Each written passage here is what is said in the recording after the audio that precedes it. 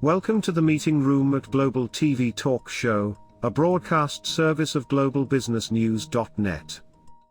Now, here's your host, Ed Cohen. This is Ed in San Diego, and it's March, what day is today? March 10. You know, it was just about 2 years ago, almost exactly, when our very first TV broadcast went out publicly. We had been practicing for the past 2 weeks, 2 years ago, after I came back from Washington, D.C., which was the final live meeting ever since. And we decided, Paul and I decided that we got to learn how to do TV. And so we started practicing.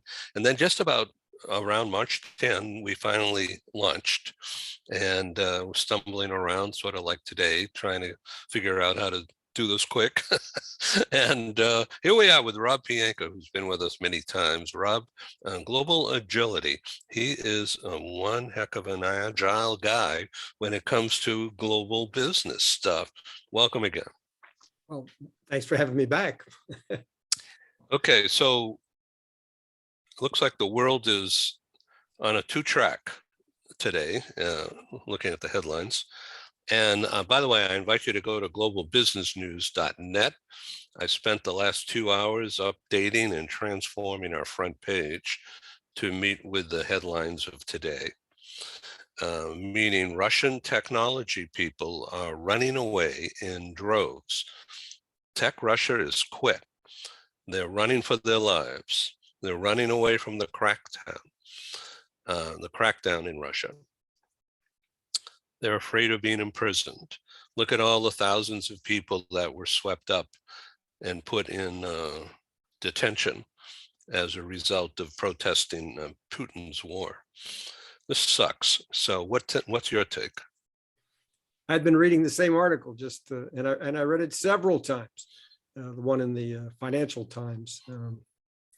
Every airplane is booked to wherever airplanes are still allowed to go. I'm surprised they're letting them go out, right? Well, I guess I can't control it. If you want to get rid of people that are problems for you, you can. This is easy.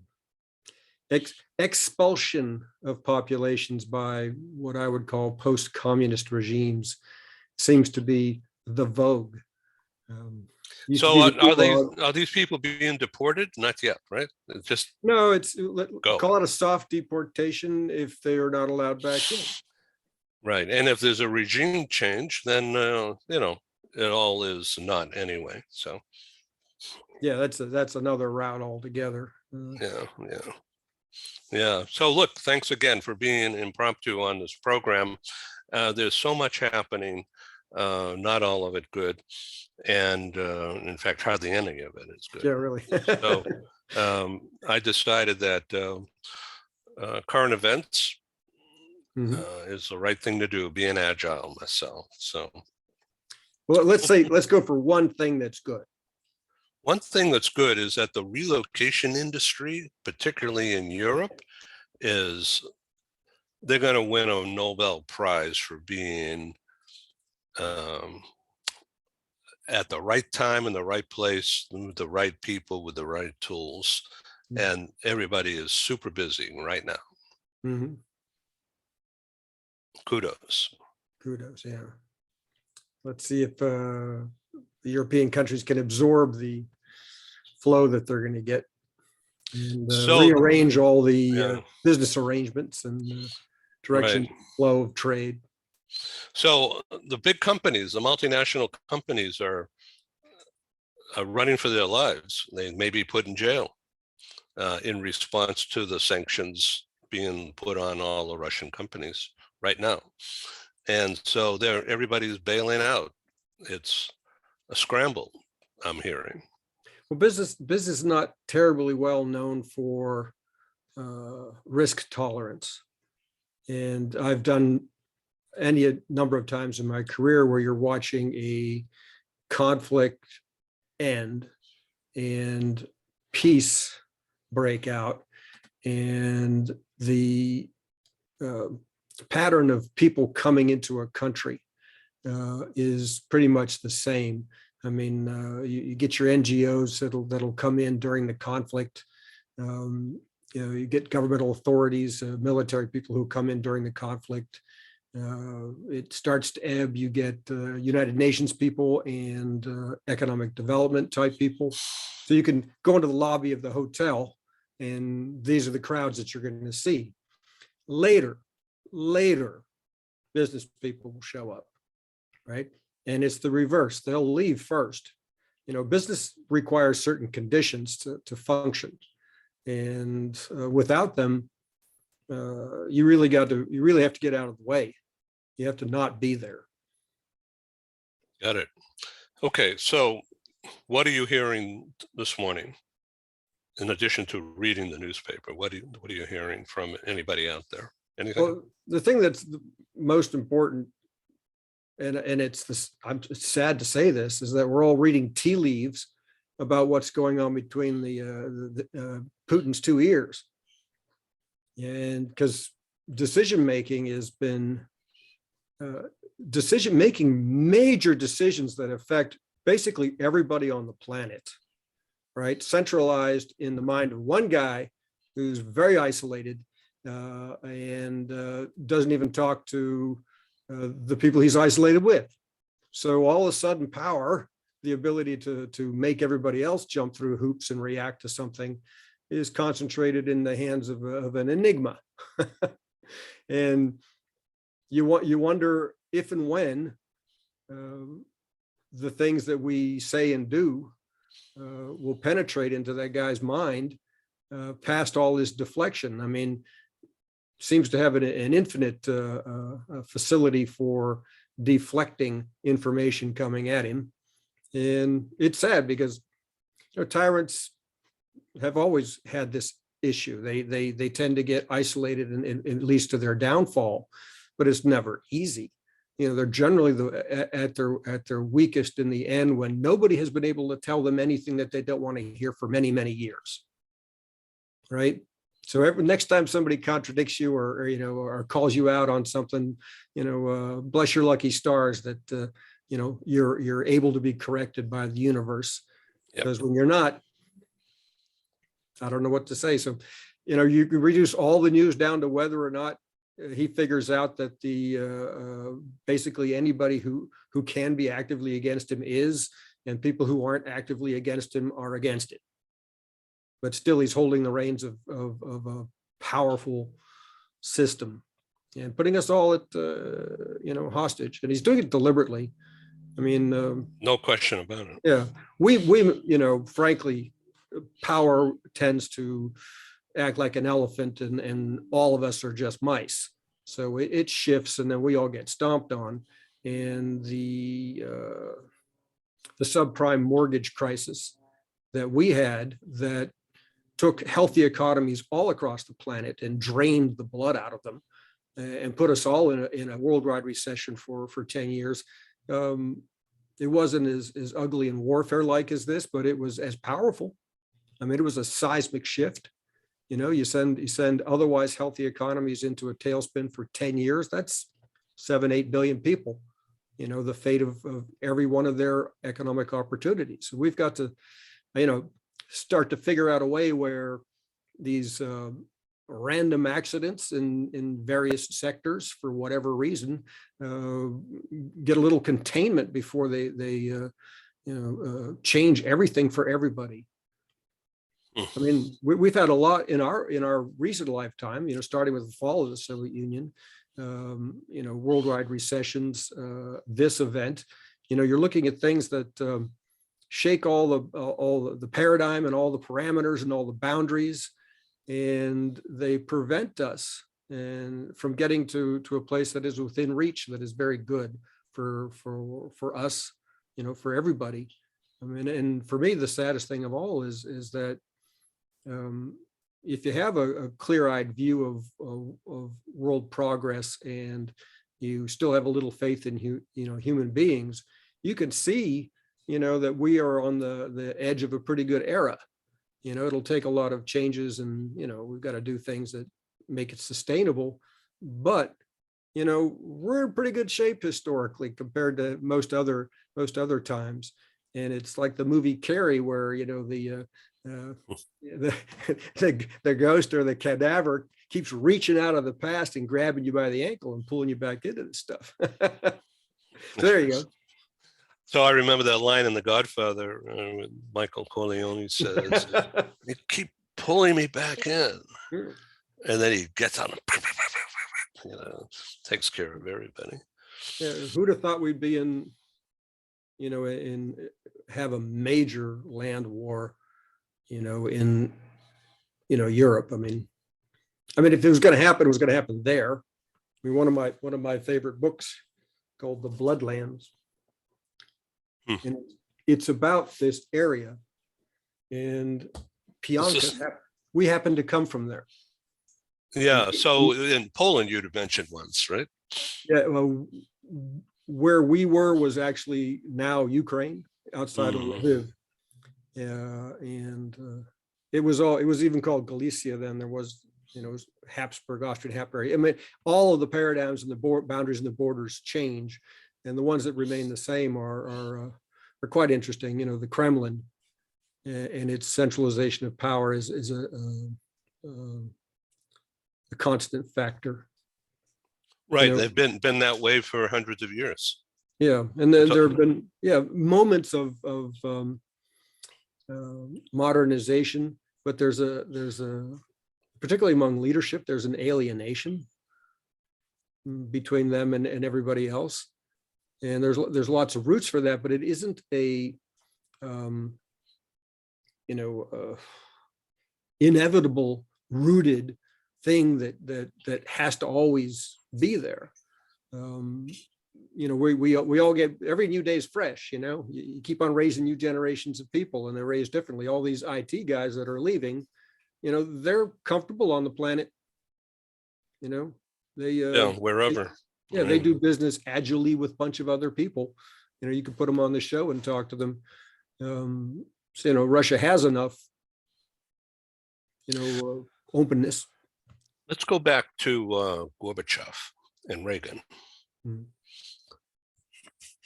You're a student of history, so help us. So much of our audience is younger. So take us back to then when, before Reagan said, "Mr. Gorbachev, tear down this wall," because all the prep for what was to come was done before he showboated that.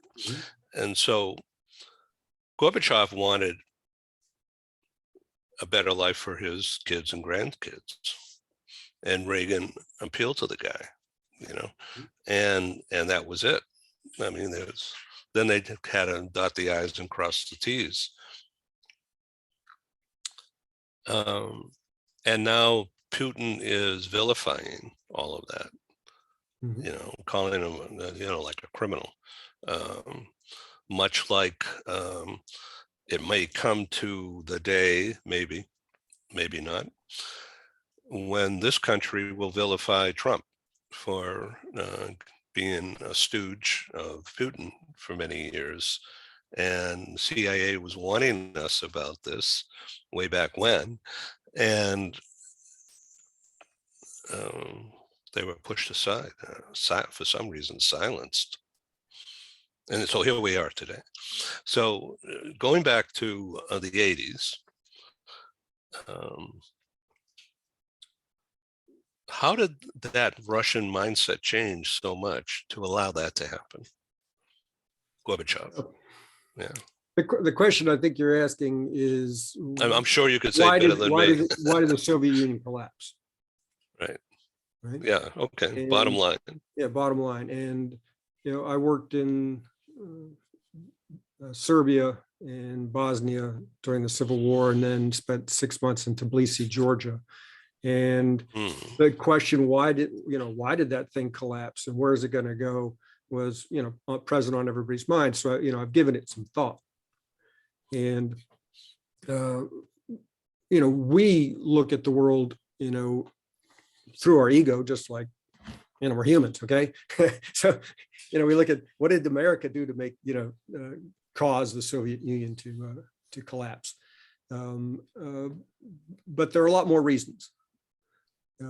I think one of the most profound reasons was that they had arrived at a point where there would, as the elderly people at that point passed away, there would be nobody who remembered the pre-experiment times of a normal society, because the Soviet Union was based on a communist ideology, which was based in a revolution, which had a great deal of hope and groundswell and support in the beginning.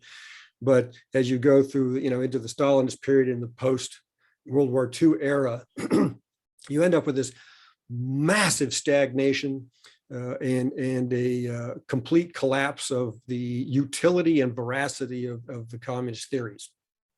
So they're left with this system of state ownership, which is poorly run because the state can't manage Q-tip production, right? Simply put, and a lot of pride wrapped up in it and a lot of vested interests, but they weren't going anywhere. I mean, there was everything, every aspect was worse than the next, right? Economics, environmental, all the stuff. It was a failed system. And so it was coming down one way or the other, right? What it was going to be replaced by was quite interesting, because for a period of time, and you have to understand this, economic development and humanitarian assistance type work, that you have to start raising a new generation that wasn't in a system in order to really make any progress. So you can't go somewhere, create a democracy in 2 years. I mean, it's going to take you at least a generation, let's say 17 years to start getting people who don't remember the past and who are trying to use human abilities to just work things out as they are. So it was a long-term process. And where was it going to go? Was it going to go towards the Western idea of a civil society and representative government and people working hard to take care of themselves and raise their children better, which is kind of like a description of Ukraine, what Ukraine wants to be? Or would somebody from the past, from the KGB system, which had been the NKVD system, which had been the Cheka system, it's one of those continuities of history, the secret police and gulag system in Russia around the Kremlin. We get a guy come out of there and he said, well, you know what, I can control this thing. And what you just said about going in that direction would threaten me, right? So the choice, got down to, let's talk business. Do we develop a Russian economy that allows private sectors, private property and private sectors to flourish? Giving people independence in the Jeffersonian way, that you don't have to go kiss the ring of the king to have what you have, right? You earned it yourself, right? Can't get pushed around. It's a good thing, right? Or do we focus on resources? And when we sell the oil, right, we'll have one bank account and I'll have the checkbook, and anybody in this country who wants something, they have to come to me to get it, which is the system. That's you. So is that the real name of autocracy? Yeah, but it's autocracy could be purely political. This is political economy. It's a patronage system where ownership isn't stable. Ownership is granted. We talk about oligarchs, and then you've heard about how some oligarchs are not popular. They kind of recycled out of the way because they're no longer doing, their job, which is to hold the money that President Putin, who has a salary of $140,000 a year, isn't supposed to have. Right? But this idea that there are certain types of economies that tend more towards popular independence on the public level, right? And there's others that tend towards basically a very cruel patronage system. And I could go on about how I saw that in Iraq. I was in Iraq in 2003, and it's the patronage system that had just fallen apart, right? And people were always looking to whose ring am I supposed to kiss to get something?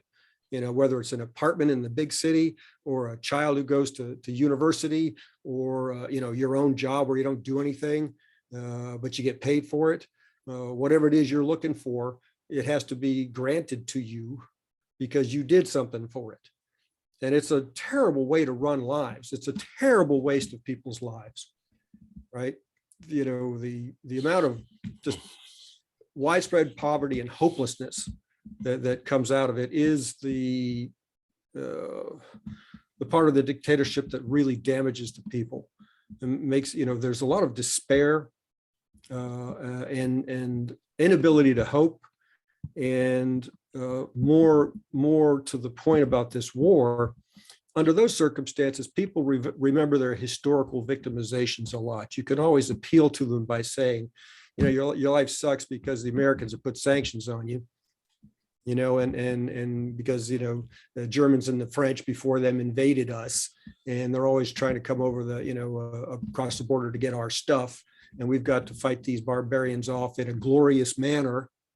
Right. And if you look at the public messaging from the Putin government over the last 15 years, more and more goes in this direction of trying to create a narrative of umbrage and revenge and glory. I mean, they look at you and me as decadent.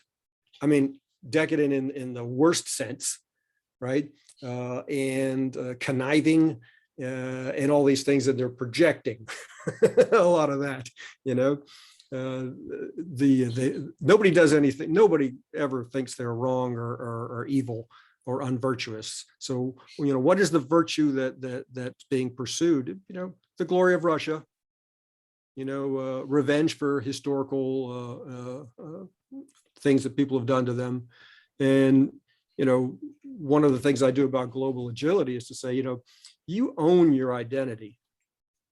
You're responsible for it. I mean, we give you one when you're born, you know, but you get a certain age, you don't wear the clothes your mother put out on the bed, right? You got to take ownership of this. And a lot of us don't. And a lot of us do, but we only manage it within the, you know, parameters of our own culture, right? But in our globalized world, right, we're actually responsible for our ability to get along with all these people, Ukrainians, Russians, Saudis, you know, all of them. They're all on the table. They all matter to us. They're all stakeholders in our lives. They all hold power in you know, over us or with us or for us like that. And we need to be able to deal with them. It's a tall order. And it's the first time in human history that it is this way, and it's only become this way, you know, since really the airplanes started flying around. You know, all that mixture. Interesting, isn't it? Boy. Yeah, we're living in an era that you don't have a lot of precedent to fall back on. You know, so what do you do when you can't say, well, I think this because it worked in the past. I mean, you got to think something, but you can't base it on something that worked in the past. One of the reasons business doesn't like risky environments, right? They tend to want a lot of evidence for something before they put $1 million into it. So let's talk about the influence of tech now, taking over the world, but especially here and everywhere. But because there is no history. You know, that's just a stupid comment I made, but it seems that way now. No, because you can create anything you want to do and make it happen, not just wish it. Yeah, and there's the positive side. We could live in an economy that doesn't have any supply limitations or any demand limitations. If what you want to do with your earnings is to play online, you can play online. It's not like you have to go to the skate park and there's too many people at the skate park, right? There's an elasticity to the future world that we're about to enter. That's wonderful. This episode from the meeting room of Global TV Talk Show is brought to you by Porch Light Rental and Destination Services. Reduce your renter lump sum or managed relocation costs. Visit them at porchlightrental.com. And by airs.com. With our full range of services, we can help design and manage your international relocation. Find us at airs.com. Primestone Partners, featuring corporate, government, and developer housing solutions, as well as senior-level advisory services. Find them at primestonepartners.com. Stop dreaming and start living overseas. International lifestyle consultant Emily Braun can help you seamlessly transition to your new life in your dream destination. Whether you are a retiree, a digital nomad, or a mobile executive, Emily Braun can make your transition overseas a success. Visit emilybraun.com. Coutalis is a global group with a worldwide footprint. With 16 agencies in 10 countries, Coutalis offers companies and mobile professionals a unique combination of HR services and options. Find us at coutalis.com. Take your communication skills to the next level. Barbara Bolt of Bolt Global has a passion to make you shine. As our globe expands, effective intercultural communication and presentation is a must. Visit boltglobal.com. Okay, we are there, right now, because the big debate going on, it's not in the media right now, but those of us who are students of history and who understand about supply and demand with some regulations, guardrails, and whatever, energy, oil in particular, any fossil, but oil, all right? The world needs more and all of it right now, because having more supply out there will force that price down unless it's artificially propped up, okay? And so, because the price of oil is going to cause a lot of pain. I don't know about South Central Pennsylvania, but in Southern California, it is a huge oil producing region. Nobody talks about that much. Everybody just talks about Alaska or Texas, but Southern California in particular, as well as, well, all of California, if you include fracking capability, we don't need anybody else in the whole stupid world, you know. We got it all right here in California. So, but for years, there's been artificial limits on, for whatever the reason. Environmental is a big one, of course, but more so market supply. We use oil to trade. That's why even to this day, we're still taking and we're buying Russian oil. And I read with some surprise that the biggest markets are right here in California and in Hawaii in particular, rather than our own oil, which is right here. You know, the idea of world trade and balancing out is that they get some of ours, we get some of that, da, da, da. Okay, that's about to end if it hasn't already. And if the current emergency Defense Department supply is unleashed on the market, and that's replenished with increased pumping in Texas in particular, because they can do it without any environmental hindrances, whereas here in Southern California in particular, they'll be screaming from the rafters if they start pumping oil out in the ocean again. So, and if they start fracking in the mountains in Bakersfield area, just north of LA, people will scream. But there are tons of energy resources right here. And so the pricing should come down, and that would drive Saudis crazy and probably cause a war between Saudi and Iran. And then Israel's right in the middle, and nobody wants that. So, I mean, I'm going to stop talking here. What's your take? The crisis forces us to think in the shorter term. Okay, what's good for the next 18 months or so? Yeah, and the globalization, there's only one border, and that's the sky. We're all inside one border. and the population's about 8 billion, and projected to stabilize. I mean, it's not necessarily a problem in terms of it growing more. Right. The birth rate is somehow, for some reason, People don't stop multiplying for some reason. Yeah, once you have enough stuff, you don't need babies to grow up and take care of you when you're older. And it happens every culture, every society that gets past a certain point of economic development, it inverts its population in terms of age. So, but the fact of the matter is the lifestyle that we have, you cannot sustain it on the planet when 8 billion people participate that way.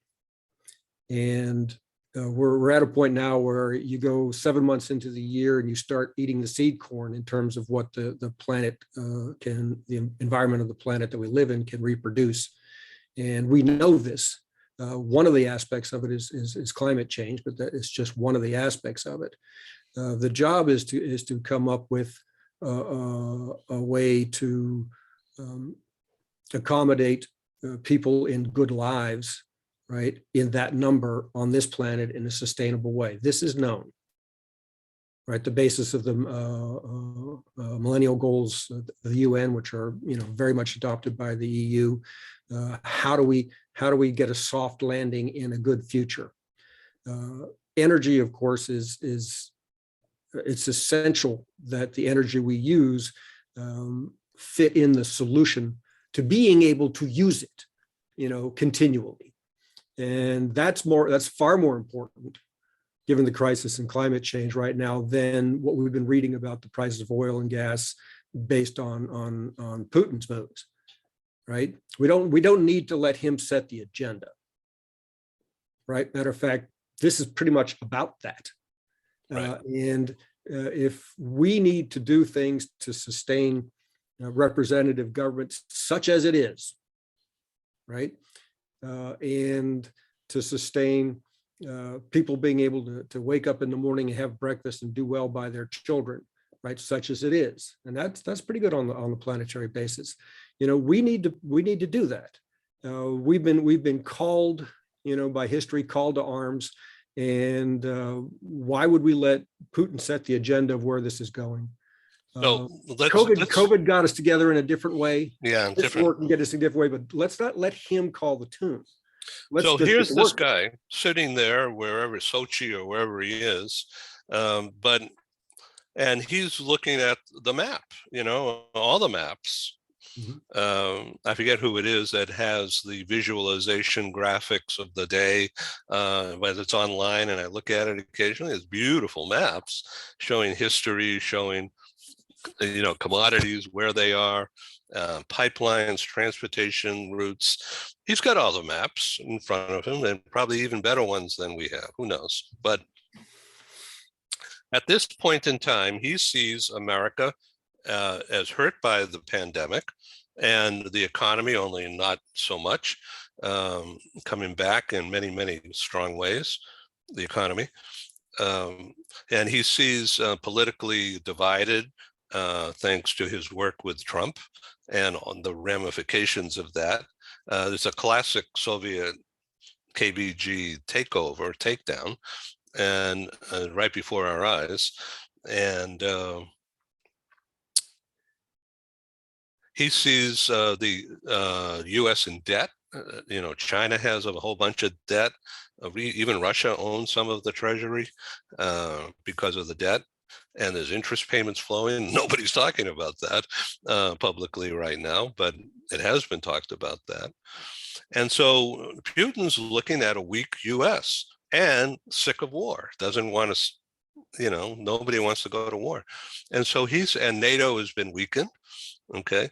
And the double entendre, the workup that the guy employed, Putin, through Trump, talking down NATO, saying you guys have to spend more, causing divisions, and at the same time, China coming in with their Belt and Road all over the world, in particular Europe, and sort of giving them sort of like a Godfather grip we'll give you money, but here's what we want in return. And then China's benefiting. And then, I mean, all these things are against the US leadership in the world. And then whoever their press lackeys have been repeating this message over and over again, the population has been fed this BS, and now they believe it. And so now the job with Biden, and you feel sorry for the guy because he's 79 years old, and he wants to rest already, and the country's not ready for Kamala Harris, no matter how good she may be. The country's not ready for that, in my view. And so this guy's got to hang on, and Putin sees this division and this dichotomy, and he's just pushing and pushing and pushing. And so the net response has been, to his surprise, a stronger Ukraine, a lot of world support, and now the exact opposite of what he wanted, to get rid of NATO, has made NATO much stronger and put the red line right next to his borders, not a long way off. NATO and the US have moved in all these rockets, all these troops, armaments into Poland, and even Estonia and Lithuania to some extent, but it's mainly Poland. Germany has increased their budget sky high for defense for the first time since World War II, I guess. And so, I mean, all these things are coming against Putin now, and I think his time's up, and something's going to happen one way or another. So I'm talking too much here. You're my guest. Yeah, Russia's not a very big country economically. There was once a major collapse in the world stock market because the Russian stock market had a problem, and all the value of the Russian stock market didn't equal the value of one medium-sized American company. And instead, we all ran around with chickens by their heads off and had this big problem because they had a problem with their stock market. They're punching way above their weight. And let's go back to this thing about setting the agenda. You can set the agenda for the world when the agenda is a blank sheet of paper that's, a vacuum. Nature loves a vacuum. The U.S. leadership post-World War II in the late 40s and early 50s were brilliant people. George Marshall, Eisenhower, there's a whole raft of them. And they established a world system which was not the one that the French and British established during the Treaty of Versailles. And that was Allen Dulles and the CIA and his brother who ran the banks or something. There's these are really smart, rock-ribbed Republicans, American aristocracy related. Yeah. And they looked at what the Versailles Treaty did after World War I, which is guarantee World War II, and said, no, we're not going to go that route. We're going to set up a free trade system. We're going to welcome Japan and Germany into it. And the Russians, you shut the door. Okay, well, you're not going to be in it.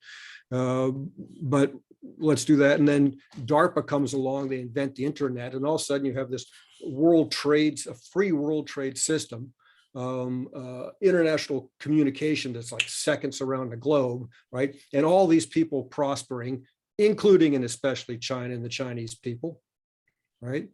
And somewhere there's some guy who wants to go back to 1943, right? Who launches a war against his neighbor. He can't even project his power very far, right? Excuse me, I have to get my phone out here.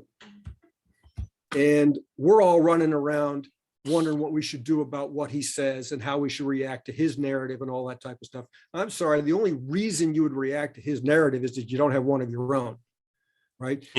1950s, 1960s, 1970s, 1980s, 1990s, 2010s. You tell me when an American president of any stripe or an American person of power of any stripe enunciated what we're doing with this free trade system and the internet in the world and for the world. We're not leading, so somebody else is taking over leadership.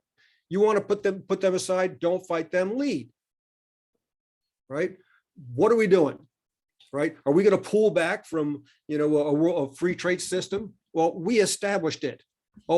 Free trade globalization has affected us, our economy and our blue collar workers and our factories. Well, we threw the boomerang, and then you complain when it hits you in the forehead, right? We're not leading our own system that we established, right? And it isn't going away, right? You cannot put the technologies back in the bottle. You can say, well, we're going to have bamboo walls between us and China. We're going to have an iron wall between us and the Russian areas. But still, that's just a fallback from the inevitable. Unless you put electricity back in a box, airplanes, trains, moving around the planet, put it all back in the box, right? And go back to having isolated countries that don't trade with each other, which we haven't had on this planet for 1,000 years, right? I mean, there is nothing in that direction. It's all going in this direction. It's planetary, it's wired, right? And people are going to have to get along with each other. The best way to do that is to trade with them, right? But if not, we still have to get along with them, right? And we are the best. We established this system. And when you look to see who's flying the airplane, right? There ain't anybody in the cockpit. Right? We're just all of us passengers throwing monkey poop at each other. There's nobody flying an airplane. You want to change this? Make sure that everybody's in your slipstream and following you, because you are leading the world, right? In a system that is inclusive. The system's already established. It's not that hard. You don't have to go build it. We already built it. And then we forgot about it. We are pleased to welcome Adamo Education as a proud sponsor of Global TV Talk Show. The concept of a micro school is the reimagining of the one-room schoolhouse. My name is Tamara Becker. I'm the president and CEO of Adamo Education. The micro school concept really does not just lend itself to the personalization and the customization of learning, but also the social development and fostering that sense of love for learning. Unlike what we see in traditional brick and mortar schools, we have multiple grade levels in the same learning space. Students can be enriched by the socialization that they get, as well as the academic support from peers. What differentiates Adamo is the fact that we are taking the best pieces of brick and mortar, of digital, and then at-home learning. Students here can come 5 days a week. They can come 4 hours a day. It will really just depend on what is best for the student and for the parent. To enroll, just reach out via phone, text, or email, and we'll have that personalized conversation, and we'll be able to get you all set. Check us out at adamoeducation.org. Become a global player in your field. Cross Culture to Go provides virtual support for your global business and career success. We can help you thrive in 140 plus countries and markets. On the web at crossculturetogo.com. So why, if I may ask, and tell me if I'm off track, with, let's just say Iran, okay? Why don't we act stronger? We're sitting right there in the Persian Gulf, right at Qatar, or Qatar, however you say it, and the whole Indian Ocean is full of whatever fleet it is. It's not sixth, it's not fifth, it must be fourth or something, I don't know, but it's right there. And San Diego is the headquarters for the Pacific Fleet. And I have to tell you that there's been extraordinary activity. I'm not giving any secrets away here. It's wide open, public sees it every day here. Tremendous action going on with the Navy, air and sea right now, and has been. A lot of movement, a lot of security. There's jets flying overhead, F-35s and whatever, circling over every afternoon now for the past couple of weeks, 3 weeks or so, maybe a month. I've lived here in San Diego since '93, never seen it before.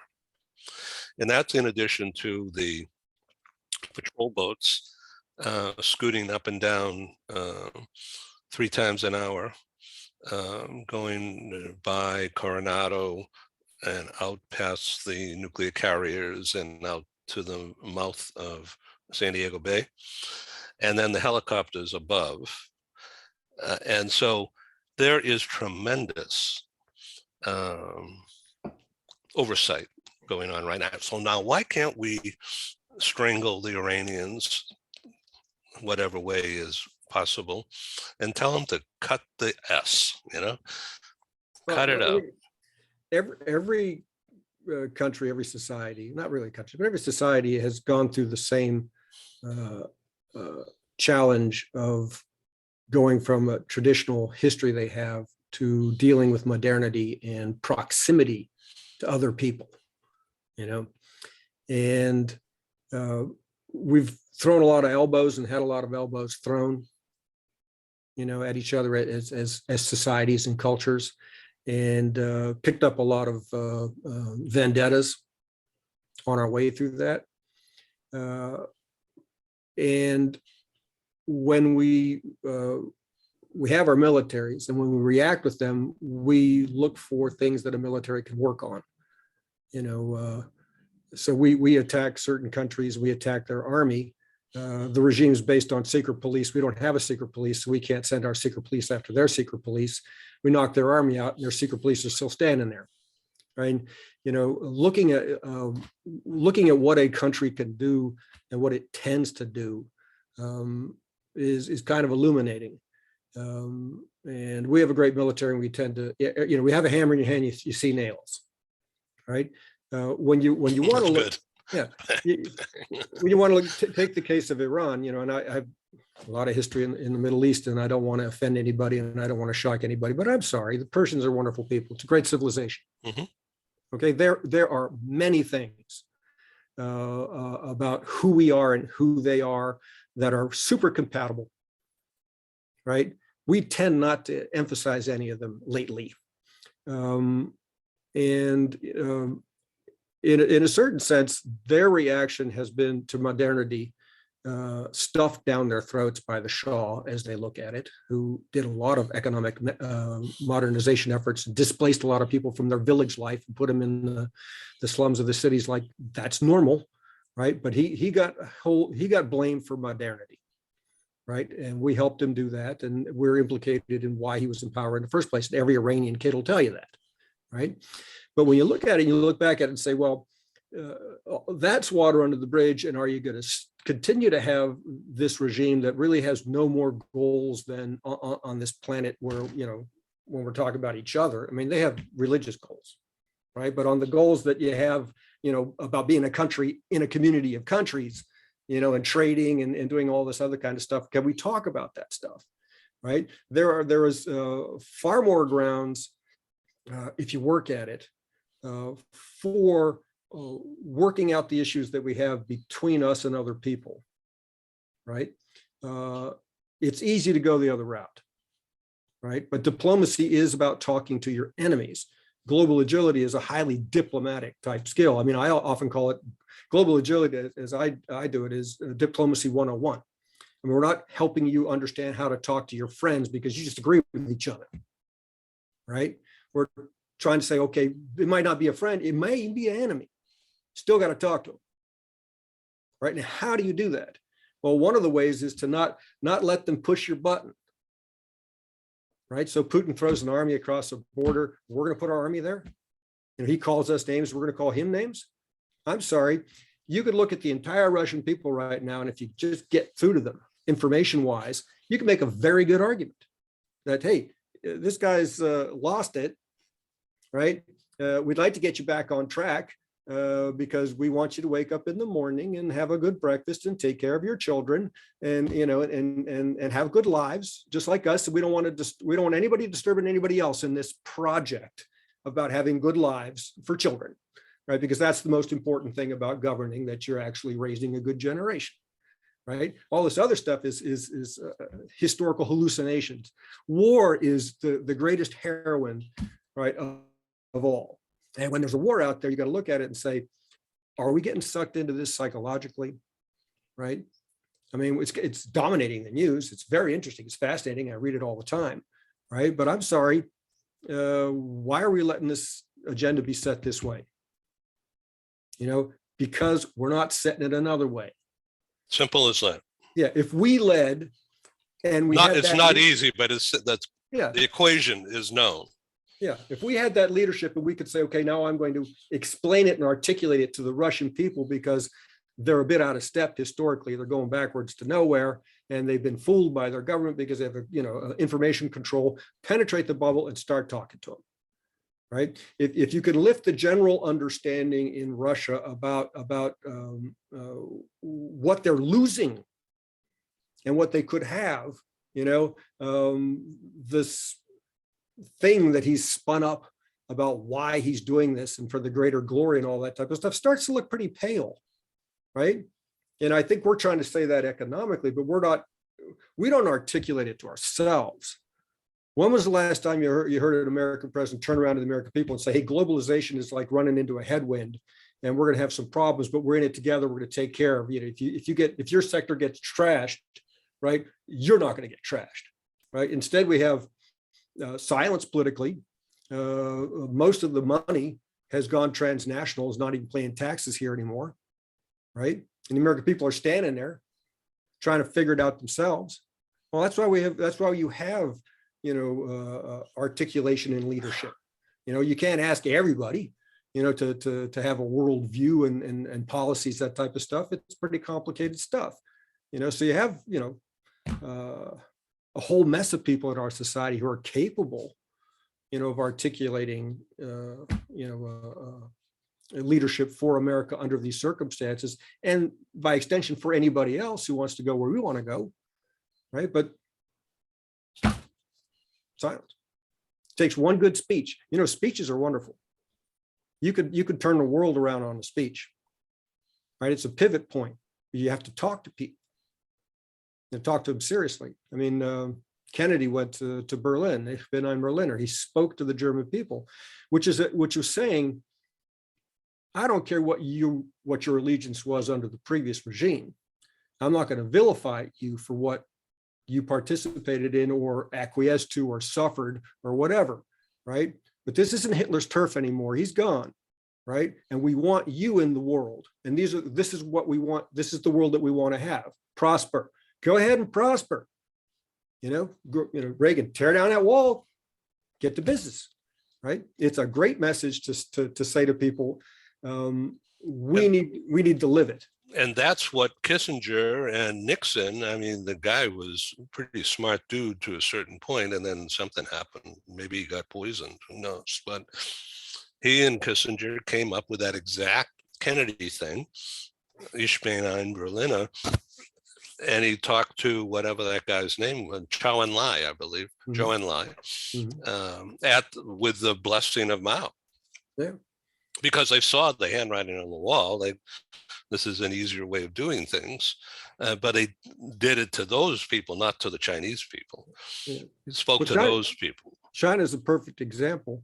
Back in the 17 and 1800s, America wasn't a power, and it was living in a world that had, empires that were really powerful. Right. And we sent our clipper ships out to do trading in the world, always underneath and behind and around the back of all these empires that were trying to control it. That's what caused the Spanish-American War, and we wound up winning the damn thing. And all of a sudden, there we were. That's the downside of that period. The good side is we would go to China and say, no, we don't want any of your land, right? We just want to trade with you. And American foreign policy vis-a-vis China has for hundreds of years, since we started having one, been in favor of a decolonialized China that prospers, right? They're living in a world that we created after World War II that explicitly said, we want you to prosper, right? We should claim credit for it. After Tiananmen Square, the public admission of this, that there was a great deal of commonality between China, its history and its policies, and America, its history and its policies, it was snapped shut by the current communist government of China, which went back to this thing about how they were victimized by colonizers. We didn't colonize them. We never colonized them. Okay.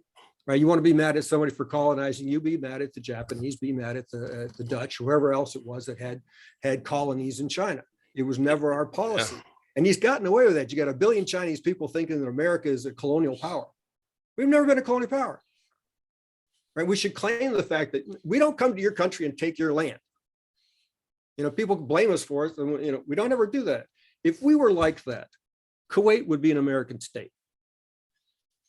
And all the petroleum that the US military needs globally would come out of the ground for nothing. That's colonial power stuff. We can't even imagine being a colonial power. So what about the Monroe Doctrine and the world since allowing Cuba to go communist and stay there, and Venezuela and Nicaragua, that guy there, still around after all these years. When we were in college, I remember he was a pain, and he's still there. So we clearly are live and let live to a certain extent anyway. Yeah. Now, every country has its stories, and you can talk to them about that story, frankly, if you set the grounds for it. And then every country inside the country has a number of traditions, like a spaghetti of traditions. And you can pick and choose which ones you use in any present moment, right? And one of the things about this kind of autarchical political power is that they pick and choose victimized traditions and resistance traditions, and they emphasize that to the public, whereas there are other things in the box that you could use. Now, if you look at the United States, you could look at conquering the continent over the indigenous people. You could look at Monroe doctrines. You can do it. You can find examples of us acting in a militaristic, self-interested manner, right? But you could also find a bunch of other stuff. And if we're looking in the toolbox for, frankly, we've just we're in the 22 years of the 21st century. I don't really care what happened in the 1900s, even 1998, I don't care about. What are we going to do in 2040, right? I'm going back to my box and saying, okay, what American traditions that you and I both have and understand and therefore can use in common are we going to pick to emphasize in this future period? Let's put some of that other stuff away because it's violent and it doesn't work, right? And pick up something else. Now, I'm a fan of the clipper ship era. I thought it was America at its best.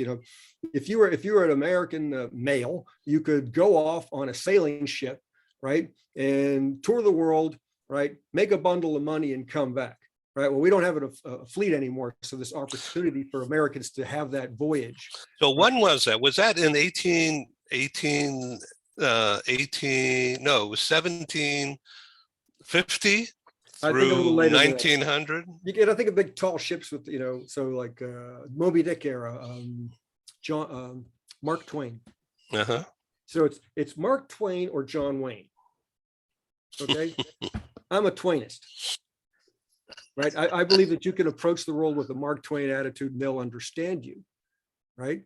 The highest goal of being globally agile is not being intelligent, it's being intelligible. To have somebody from another culture understand you, right? Which means you have to self-interpret, you have to understand enough about them and yourself to interpret what you're saying so they actually hear what you're saying. And it's got to be a heartfelt message that another human being will welcome, be underneath or around or whatever the hatreds. Like we said once before, I mean, there's 1,000,001 fights out there that you can go join. Let's talk about Mark Twain. Is Midwest or South Central? Midwest, a lot of Mississippi River, and he had a sharp wit, and he wasn't. You could say that he was a patriot, but you couldn't push him around with a flag, right? Either live up to the ideals. That there's some people insist on sacred being observed, and I think we all can feel that there are certain things that you shouldn't say in public or do in public with symbols and and thoughts that we consider to be really important. And you don't tell kids that Santa Claus doesn't exist, for crying out loud. There's a limit. There's like that. And there's other people that say, well, if it's just the flag, but you don't live up to the ideal, why am I supposed to salute that thing? Let's go live up to the ideal, right? Well, and in every society, you have these two people having a fight all the time, over respect, right? And Mark Twain was the kind of guy who said, I see the warts here, right? And you're not going to get me to not talk about them, right? I'm going to try to move it from there to where it needs to be, more perfect union type of thinking, right? But I'm not going to let you distract everybody from that by waving the flag higher and more, with more vigor than somebody else. You don't get permission to be in charge because you wave the flag higher and wider. And I say that from a military family background, right? You got to come to the table with something better than talking big about symbols. Let's right? talk about symbols. So first of all, let me just say that when I was touring around California, I found Santa Claus Lane, and it's in Santa Barbara. So I just want to throw that out for nothing here and just change the tone here a little bit. But symbols. Let's talk about symbols for Mark Twain. Would you say a canoe going down the Mississippi River? Would you say it's a banjo? What kind of clue comes to mind? What kind of symbol? Clipper ship. Definitely. Clipper ship. The clipper ship, you look at all those sails on a clipper ship, an amazingly complex series of right. How to adjust them, and who knew that? And which one does what and all that.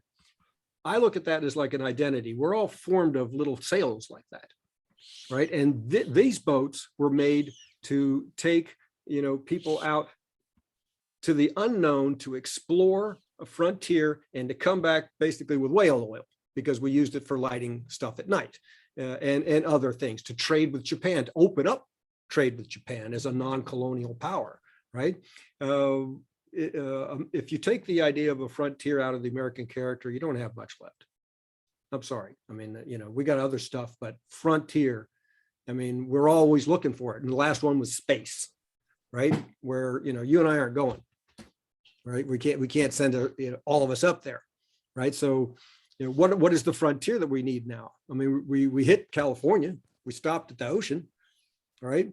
We went out into space, we did our stuff there. Now, how are we going to express ourselves as a forward-looking, adventurous, frontier, acquisitive, productive, risk-taking people? Because that's our character, right? Well, how are we going to do that, right? Global Jody says, do it. It's the 21st century frontier is a planet of people. You can't go to another continent and colonize it and kick the natives off. That doesn't, but you can go there and say hello. And what you encounter is like this vast wealth. We have a problem with 24 cultures in America that may or may not get along. And there's 5,000 of them on the planet, right? So just get in your clipper ship, go out there, enjoy the world. We set it up so that you can do that, right? And try to mitigate some of these conflicts between the collective powers. If we all, I talk about, about the social fabric. The social fabric is not just in our neighborhood, in our community, in our country. It's between humans, right? We need to have a strong social fabric where people personally tell each other when they think that you're wrong or you're lying, right? We need to have that filter back where you can't say stuff that is patently untrue and nobody gets to call you on it, right? We all have 10,000 friends. We don't know any of them, right? And you can say anything you want and nobody can contradict you. And even if they did, it doesn't matter. You can't have a good anything that way. We need to pull back, right? And have these types of conversations where you can say, Robert, you're full of it. Right. And I have to make an argument. And if I contradict myself, you point it out and I fold my cards because I'm wrong. right? Without that type of conversation between people on this planet, we're never going to get anywhere with a lot of that, especially if it's with a lot of other people that we normally don't talk to, right? It'll be the lowering tide that lowers all conflict. You know what I'm talking about? I don't know how to switch the metaphor, but you know, we need to get personal in this one. I hate to say the word one world because it has a connotation for a lot of people, but there's only one border left, and it's the sky, and it's a round planet, and we're all in there. And if I use a lot of gas today, you get a lot of climate change tomorrow, right? If Putin launches an attack in the middle of who the hell knows where, right? Look what happened to our economic system. I mean, all these parts are linked together, right? So why aren't we linked together? Why aren't we having the conversation among ourselves that matches the mechanism, you know, the intertwined mechanism that we've created? I mean, there isn't any reason, right? We're just not used to doing it. We're used to staying inside our cultures. It's kind of like comfort zone is the bubonic plague of the 21st century. You got to get out of your comfort zone. And like I say with global agility, you never get to reduce that awkward. When you're talking to a foreigner from another culture, whether it's across the street or across the ocean, right? You're both trying to tentatively understand each other, and you can come out to a certain place where you can misunderstand each other, and it's work, right? You have to speak in a foreign language, or have to control what you say, or, you know, you can't do body gestures that they don't agree with, whatever it is. That's all work. And you can't get rid of the fact that it's work, but you can get comfortable in that, right? A smile goes a long way, right? You can walk into any conflict zone with a truck full of, you know, wheat and sugar, you know, for people, and a smile on your face, and go up to any belligerent, you know, and say, well, we're going to the hospital, you know, where you may be going, right? If your luck is bad, but we're going to the hospital so that they have food for patients, right? It happens all the time. Humanitarian assistance is probably a good example of what everybody has to learn how to do. We've been talking with Rob Pianka the past hour. This was going to be a 15-minute thing, and here we are. And I thank you for watching Global TV Talk Show. Thank you, Professor. Thank you. I love talking to you. It's always a gas. Take care. Bye-bye. Yeah, bye-bye. Thank you. Thank you for joining us in the meeting room at Global TV Talk Show. Have a wonderful day, and stay safe.